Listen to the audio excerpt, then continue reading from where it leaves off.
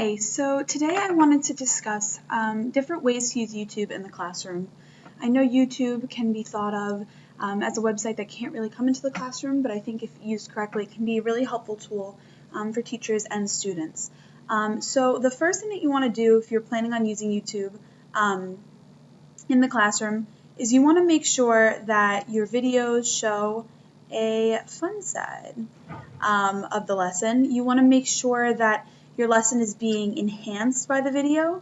You want to make sure that there's something visual, that there's something entertaining, that brings some fun into the lesson and make sure that the students are really paying attention and they're more engaged. Showing videos in the classroom doesn't have to mean that there's a lot of work for you, but as long as you make sure you put in the time to find and watch the videos that you decide to use, they can be really helpful. Another interesting thing that you can do is if you choose to make YouTube a playlist. And so a playlist can be used especially with homework and things like that. So if you want to make a playlist, and you can use these as either student assignments or you can use these as extra resources that you can recommend.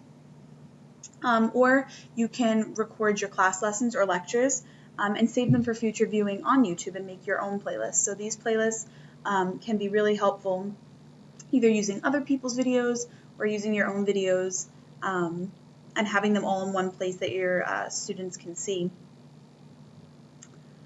Another really helpful thing with YouTube is making sure that you put something along with the video and kind of take it to the next level. So if you're using a video, you want to remember, you want to remember to crop any parts that are not important to your lesson. You might want to add your own audio commentary over the video in case you want to make sure that the information that's most pertinent to your class is going to make it into the video. And you also want to always make sure that you have some type of quiz or activity. It doesn't need to be used for a grade, but definitely just to make sure that students are being actively engaged, being active listeners instead of just passive listeners. You want to make sure that there's maybe an activity that you can do along with it to help students to be more involved in the video itself. In addition, there are other educational video resources that are available other than YouTube. YouTube is extremely helpful, but there are some websites that you can use that have just lists of videos that are all educational and ready to be used in the classroom. And some of these, just some of my favorites, one of my personal favorites is TeacherTube.